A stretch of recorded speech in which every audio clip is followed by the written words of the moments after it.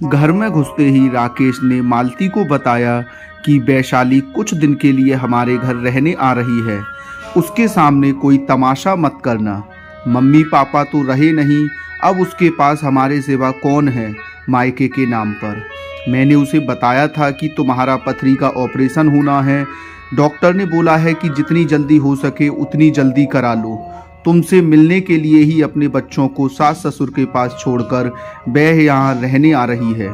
तुम्हारी बहुत चिंता कर रही थी वह, शायद इसलिए खुद को रोक नहीं पाई आने से।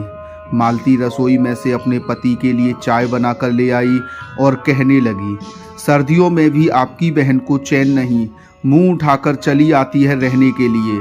गर्मियों की छुट्टियों को तक तो ठीक है, लेकिन इतनी ठंड में मुझसे तो अपने ही घर का काम सही से नहीं होता। मैं कैसे उनकी जिम्मेदारी उठा सकती हूँ। उन्हें तो पता भी नहीं है मेरी तबीयत ठीक नहीं रहती। खुद के घर के तो काम वाली भी लगी हुई है, यहाँ तो सारा काम ही अकेले करना पड़ता है। अब तो डॉक्टर ने भी साफ साफ ऑपरेशन करने को बोल दिया है। उसमें ही कितने पैसे चाहिए, जाने कैसे कैसे पैसों का इंतजाम हो पाएगा। कुछ दिन पहले ही तो इतने पैसे अंशुल के इंजीनियरिंग कॉलेज में दाखिला कराने में लगे थे। अब तो मैं भी कपड़े नहीं सिल पाती हूँ, बहुत देर तक बैठा नहीं जाता। सबको मना कर दिया है मैंने। अम्मा खुद तो दुनिया से चली गई और तुम्हारी बहन की जिम्मेदारी भी मेरे गले पड़ गई। पहले उनकी पेंशन आती थी तो थोड़ा बहुत गुजारा चल जाता था। देखो मालती, तुम चिंता मत करो, मैं सब पैसों का इंतजाम कर लूँगा।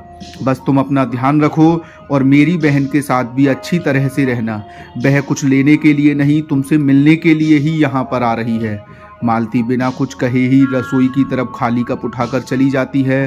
राकेश भी मन ही मन काफ़ी परेशान था। एक छोटी सी बर्तन की दुकान ही तो है उसकी। पिताजी की सरकारी नौकरी होने की वजह से उसकी माँ की पेंशन आती थी, जिससे घर का खर्चा अच्छी तरह चल जाता था। लेकिन उनके मरने के बाद घर की आर्थिक स्थिति थोड़ी सी डामाडोल हो गई थी, क्योंकि उसने अपने बेटे का भी प्राइवेट इंजीनियरिंग कॉलेज में एडमिशन करा दिया था। मालती भी कपड़ों की सिलाई किया करती थी। अगले दिन वैशाली आ जाती है और अपने भाई भाभी के गले लगकर मिलती है। थोड़ी देर उसके पास बैठने के बाद मालती चाय नाश्ता लेकर आ जाती है। चाय पीने के बाद वैशाली अपने बैग से कुछ खाने पीने का सामान निकालकर मेज पर रख देती है और फिर अपने पर्स में से 60,000 रुपये अपने भाई के हाथ पर थमाती हुई कहती है, भैया आप डॉक्टर से जल्दी ही भाभी के ऑपरेशन की डेट ले लीजिए। घर की परेशानियां मुझसे छिपी हुई नहीं है। मम्मी और दिनेश जी ने ही मुझे यहाँ पर पैसे देकर भेजा है और ये भी कहा है कि तुम अपने मायके में जब तक तुम्हारी भाभी बिल्कुल ठीक नहीं हो जाती तब तक रह सकती हो। बच्चों की बिल्कुल चिंता मत करना।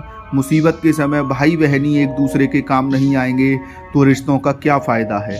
वह ज़बरदस्ती अपने भाई के हाथ पर उसके मना करने के बाद भी पैसे रख देती है।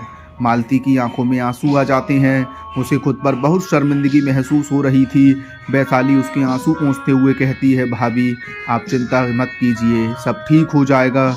मालती के आंसुओं में उसके मन की सारी कड़वाहट धुल गई थी। वह अपने पति से भी आंख नहीं मिला पा रही थी।